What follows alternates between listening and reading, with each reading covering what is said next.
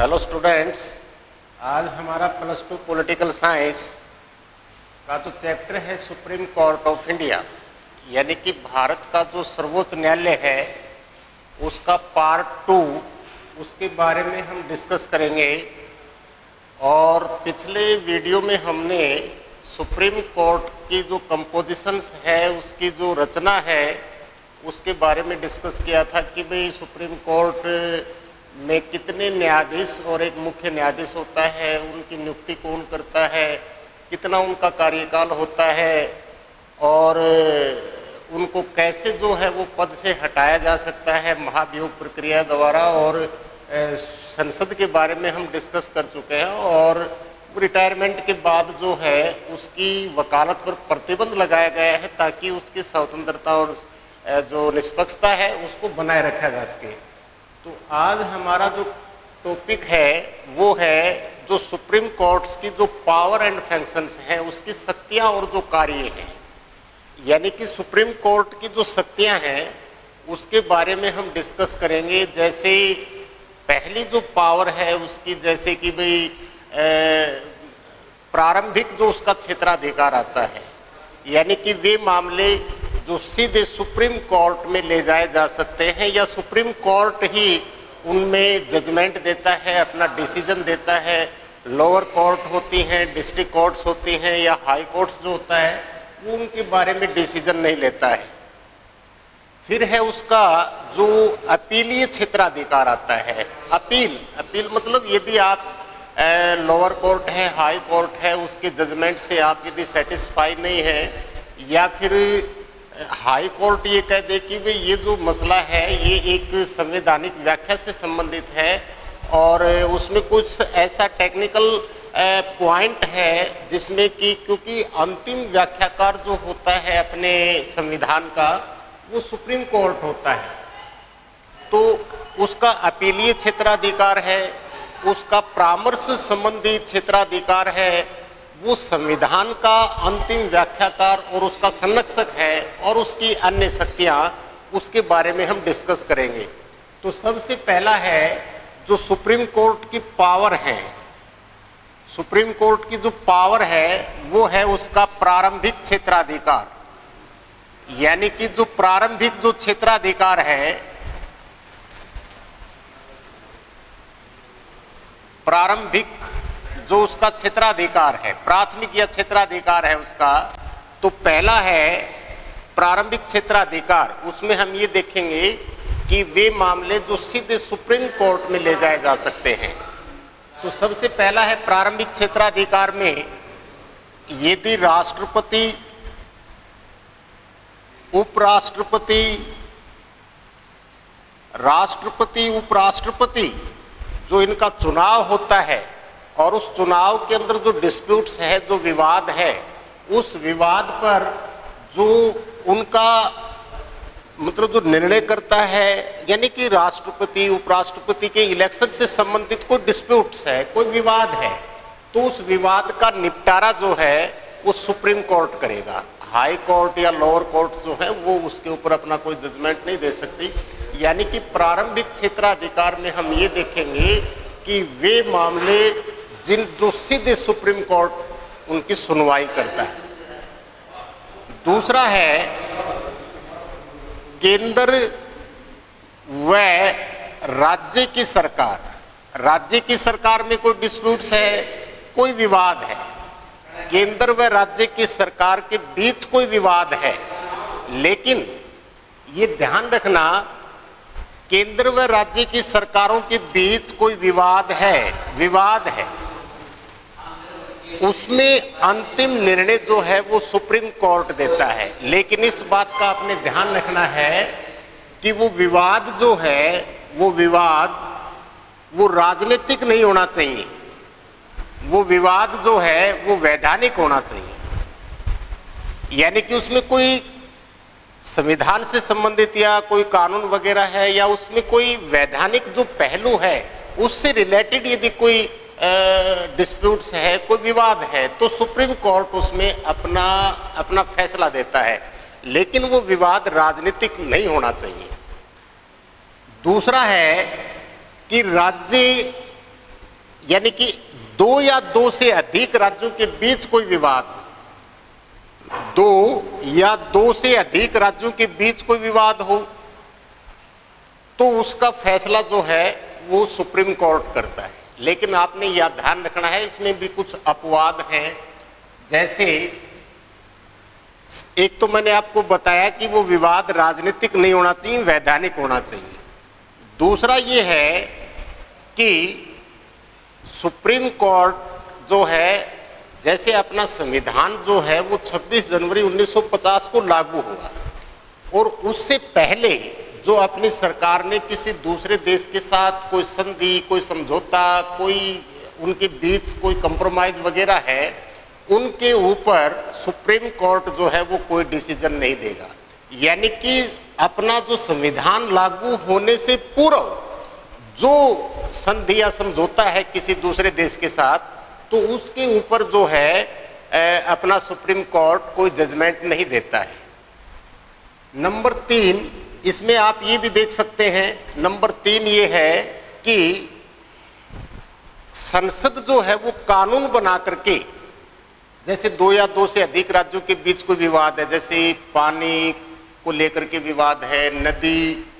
जल बंटवारे से संबंधित कोई विवाद है, या जैसे उनकी सीमा से संबंधित है, या कोई भाषा का प्रश्न है, तो ऐसे संसद जो है वो कानून बना करके और वो सुप्रीम कोर्ट के अधिकार क्षेत्र से बाहर कर सकती है। तो ये कुछ अपवाद हैं। तो इसमें हमने देखा कि राष्ट्रपति उपराष्ट्रपति के चुनाव से संबंधित कोई विवाद है, केंद्र व राज्य की सरकार के बीच कोई विवाद है, और वो विवाद जो है वो राजनीतिक नहीं होना चाहिए, वैधानिक होना चाहिए। दूसरा ये है कि संविधान लागू होने से पूर्व जो संधि समझौते हैं उसको मानने की, उस पर भी कोई अपना जजमेंट नहीं देता है। और दो या दो से अधिक राज्यों के बीच कोई अंतर्राज्यीय विवाद है पानी को लेकर के या बाउंड्री सीमा संबंधी लेकर के,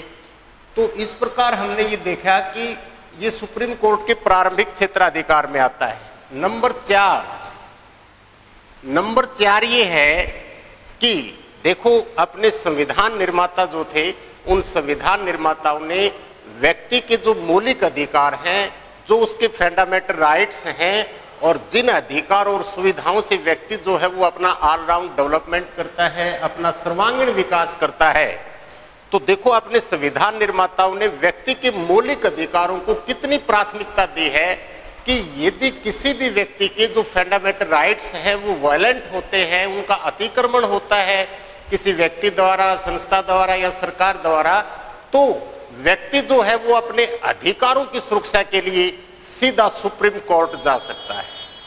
वैसे हाई कोर्ट में भी जा सकता है सीधा, लेकिन देखो कितनी प्राथमिकता दी है व्यक्ति के मौलिक अधिकारों को कि यदि उसके मौलिक अधिकारों का अतिक्रमण होता है तो व्यक्ति जो है वो सीधा सुप्रीम कोर्ट की शरण में जा सकता है। तो व्यक्ति के जो मौलिक अधिकार हैं, मौलिक अधिकार, उन मौलिक अधिकारों की जो सुरक्षा है उसकी गारंटी भी सुप्रीम कोर्ट देता है। मौलिक अधिकारों की सुरक्षा, उसकी सुरक्षा की गारंटी जो है वो भी अपना सुप्रीम कोर्ट देता है। तो यहाँ देखो ये उसके प्रारंभिक क्षेत्राधिकार है, उसकी मतलब शक्तियों में आता है कि वे मामले जो सीधे सुप्रीम कोर्ट में ले जाए जा सकते हैं। अब देखो दूसरा है उसका, दूसरा जो उसका मतलब उसकी जो पावर है, ये तो थे उसके प्रारंभिक, यानी कि प्रारंभिक उसकी जो शक्तियां हैं। दूसरा है उसकी अपीलीय जो शक्तियां हैं, अपीलीय शक्ति, यानी कि अपील का मतलब क्या है, पिटीशन दायर कर सकते हैं। यदि आप लोअर कोर्ट्स के जजमेंट से आप सेटिस्फाई नहीं है तो हाई कोर्ट जा सकते हैं, डिस्ट्रिक्ट कोर्ट जा सकते हैं, फिर उसके जजमेंट से तो हाई कोर्ट जा सकते हैं या सुप्रीम कोर्ट जा सकते हैं। तो यहाँ देखो ये तो उसकी अपीलीय क्षेत्राधिकार में आता है, यानी कि आप अपील कर सकते हैं, पिटीशन कर सकते हैं। वो अपीलीय जो क्षेत्राधिकार है उसमें दो प्रकार से है आपका, एक तो है दीवानी कानून को लेकर के और दूसरा है फौजदारी कानून को लेकर के। यानी कि दीवानी और फौजदारी कानून, देखो दीवानी कानून क्या होता है और फौजदारी कानून के अंतर्गत कौन कौन से मसले आते हैं। तो दीवानी कानून के अंतर्गत जो व्यक्ति के अपने जो फैमिली मैटर से रिलेटेड जो इश्यूज होते हैं, यानी कि जिनमें अपने व्यक्ति का जो व्यक्तिगत, जैसे भाई जैसे विवाह विच्छेद है, डिवोर्स यानी कि तलाक है, या जैसे संपत्ति है, या जैसे वो व्यक्ति किसी को गोद लेता है, अडॉप्ट करता है किसी बच्चे को, तो उसमें क्या है, वो उसके फैमिली मैटर से रिलेटेड, यानी कि उसके जो इंडिविजुअल जो अपने मतलब हम ये कह सकते हैं मैटर जो होते हैं व्यक्ति के, जो उसके पारिवारिक कानून के अंतर्गत आते हैं, वो किससे शादी करता है, किसी बच्चे को वो गोद लेता है, वो प्रॉपर्टी जो है वो सेल करता है या बाय करता है, या जैसे वो किसी प्रॉपर्टी को अपना सक्सेसर किसी को उत्तराधिकार बनाता है, यानी कि वो आते हैं आपके दीवानी कानून के अंतर्गत। तो ये है आपके दीवानी कानून के अंतर्गत जो आपके मैटर हैं। दूसरा है यहां जैसे फौजदारी कानून के अंतर्गत क्या होता है, फौजदारी कानून के अंतर्गत जैसे लड़ाई झगड़ा है, अपहरण है, लूटमार है, हत्या है, या जैसे डाका डालना है, ये इस प्रकार के मतलब क्या है कि जो इस प्रकार के जो इशू है, मैटर जो है, वो फौजदारी कानून के अंतर्गत आते हैं। जैसे हत्या है, चोरी है, डकैती है, अपहरण है, लूटमार है, बलात्कार है, जैसे रेप की जो घटनाएं हैं, वो सारी फौजदारी कानून के अंतर्गत आती है। वो जो है वो फौजदारी कानून के अंतर्गत आती है। आपने कई बार ये पढ़ा होगा, जैसे कि भाई सेशन कोर्ट ने ये फैसला दिया या जिला मजिस्ट्रेट ने ये फैसला दिया, तो व्यक्ति वो एक है, लेकिन उसको दो नामों से पुकारा जाता है। जैसे फौजदारी कानून से रिलेटेड यदि कोई मैटर उस जज के सामने जाता है, तो उस समय वो सेशन जज कहलाएगा। जैसे उसके सामने कोई चोरी का, डकैती का, अपहरण का, लूटमार का, हत्या का, इस प्रकार के जो फैसले जो जाते हैं, तो उस समय वो सेशन जज कहलाएगा। सेशन जज यानी कि सेशन जज ने ये जजमेंट दिया, तो आप समझ जाओगे इससे कि भाई उसके सामने इस प्रकार का मामला जो है वो सामने था। या जैसे विवाह, तलाक, संपत्ति, गोद, इस प्रकार के यदि कोई विषय हैं, तो उस समय वो कहलाएगा जिला मजिस्ट्रेट। ये अंतर होता है इनके अंदर, जिला मजिस्ट्रेट, ये अंतर होता है कि उस समय वो जिला मजिस्ट्रेट कहलाएगा और उस समय वो सेशन जज कहलाएगा। तो अपीलीय क्षेत्राधिकार के अंतर्गत सुप्रीम कोर्ट की दीवानी कानून और फौजदारी कानून से अंतर्गत जो है वो चला जाता है। दीवानी कानून में क्या होता है कि जैसे हाई कोर्ट का जो चीफ जस्टिस है या हाई कोर्ट उसको परमिशन दे देता है कि भाई ये विवाद जो है, ये जो मैटर है या ये विवाद जो है, ये सुप्रीम कोर्ट में पिटिशन करने के योग्य है, तो वो उसको क्या है, उसको सुप्रीम कोर्ट में ट्रांसफर कर देता है। फौजदारी कानून के अंतर्गत जो है आपका कि उसके जो अपीलीय क्षेत्राधिकार में आता है, वो कैसे है फौजदारी कानून में, जैसे मान लो जैसे लोअर कोर्ट है, लोअर कोर्ट जो है किसी व्यक्ति को इस फौजदारी कानून से संबंधित मामले में बरी कर देता है, लेकिन हाई कोर्ट उसको मृत्युदंड दे देता है,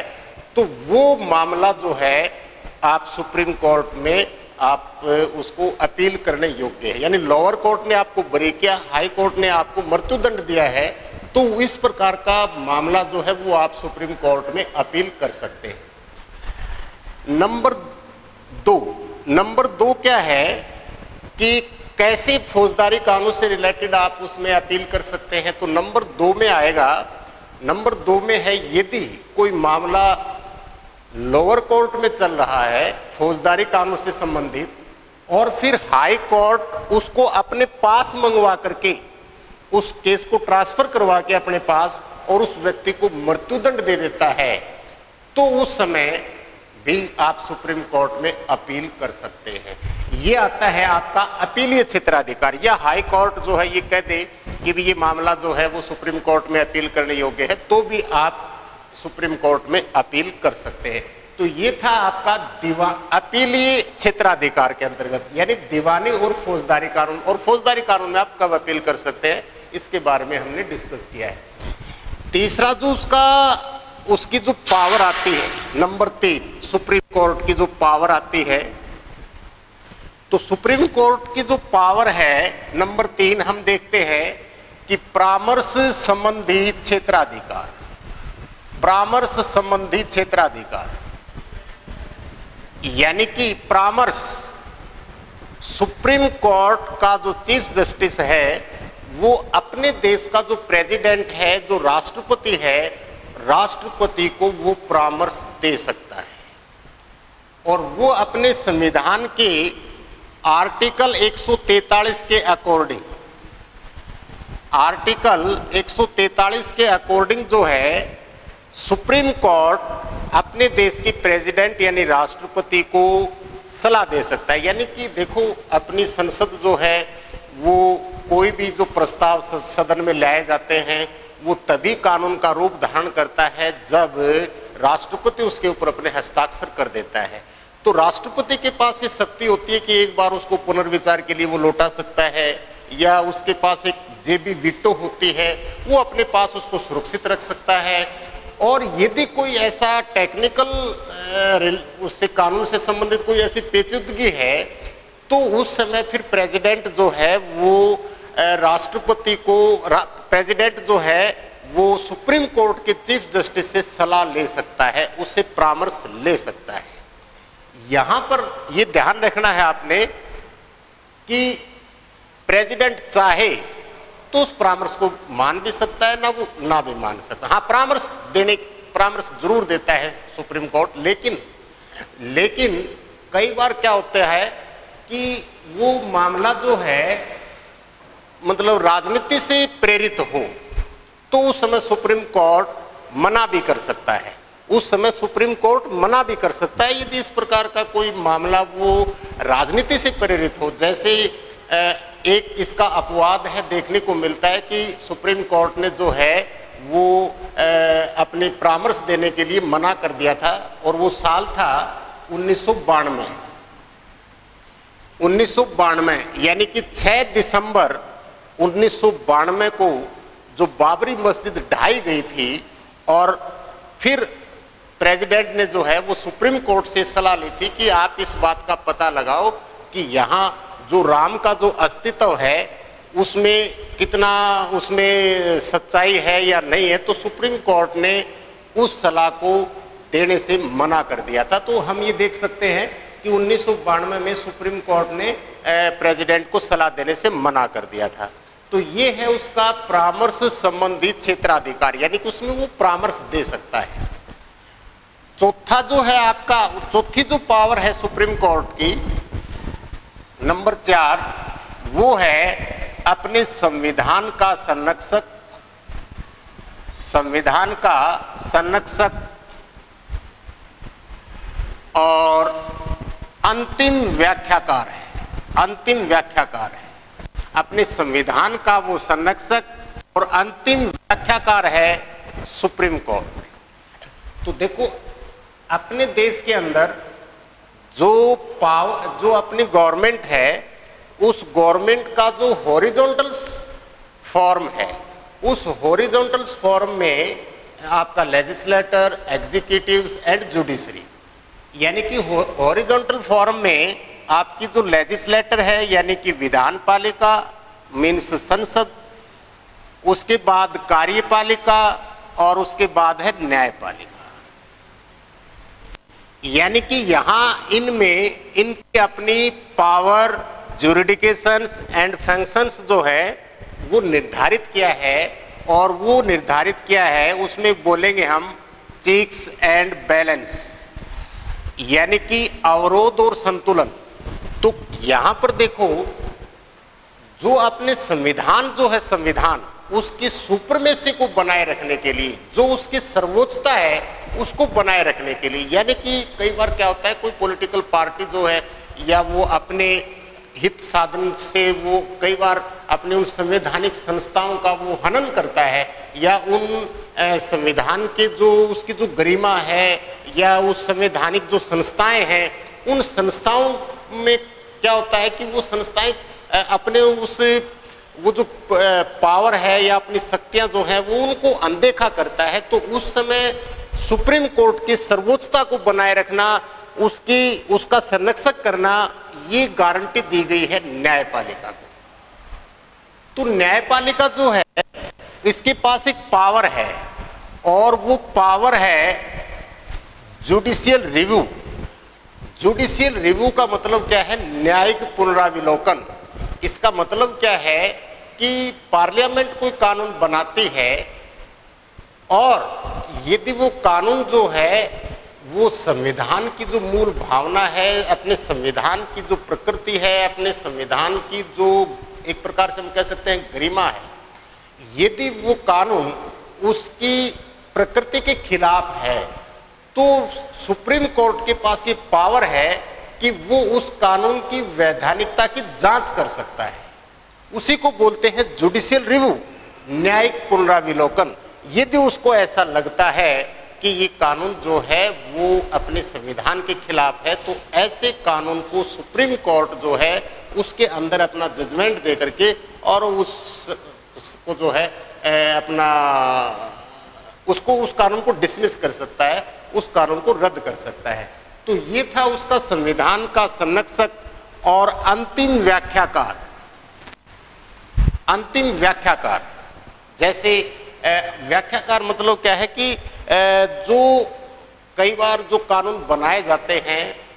वो कानून जो है उसकी भाषा इतनी अस्पष्ट कठिन होती है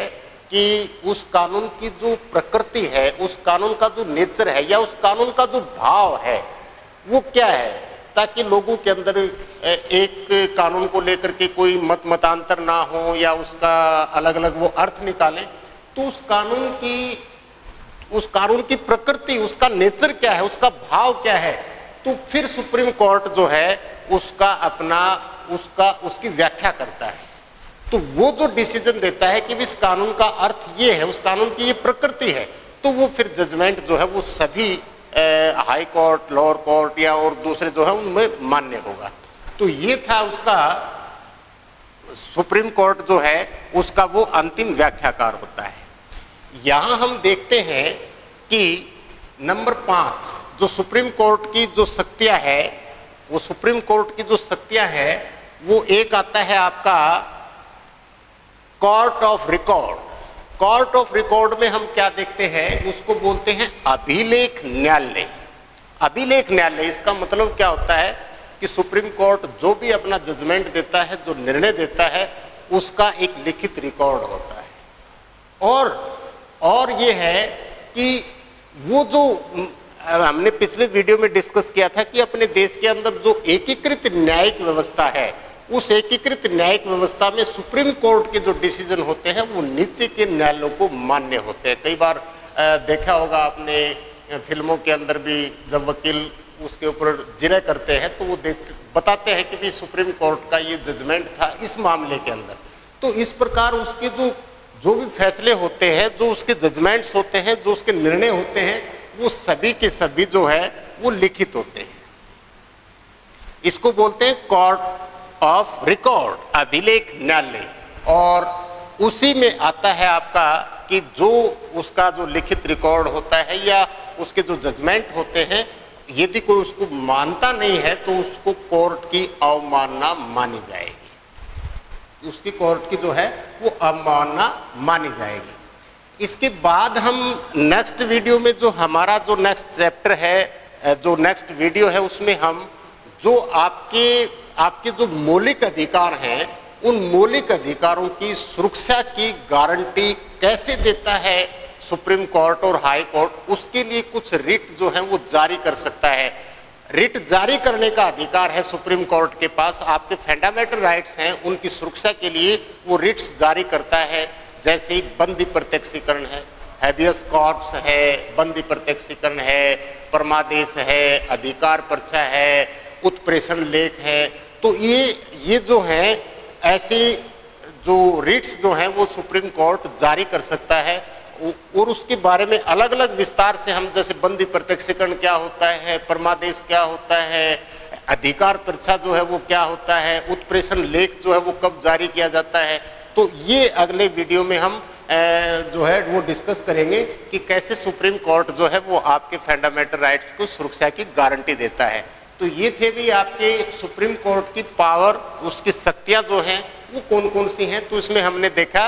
कि सुप्रीम कोर्ट की प्रारंभिक क्षेत्राधिकार, वे मामले जो सीधे सुप्रीम कोर्ट में जाते हैं, फिर उसका अपीलीय क्षेत्राधिकार आता है, फिर उसका परामर्श संबंधी क्षेत्राधिकार आता है, फिर वो जुडिशियल रिव्यू के माध्यम से अपने संविधान की सुरक्षा भी करता है। और कानून की जो प्रकृति है, कई बार उसकी भाषा इतनी अस्पष्ट और कठिन होती है कि आम आदमी उसको समझ नहीं सकता है, तो उस समय उसकी अंतिम व्याख्याकार जो है वो सुप्रीम कोर्ट करता है। कोर्ट ऑफ रिकॉर्ड होता है, अभिलेख न्यायालय होता है, और उसके जजमेंट्स जो हैं वो मान्य होते हैं, नहीं तो वो कोर्ट ऑफ कंटेम्प्ट माना जाएगा, कोर्ट की अवमानना मानी जाएगी। और फिर है आपके कि मौलिक अधिकारों की सुरक्षा के लिए आपका सुप्रीम कोर्ट जो है कुछ रिट्स जो है वो जारी करता है, और वो रिट्स कल उसके बारे में हम एक एक करके डिस्कस करेंगे। धन्यवाद।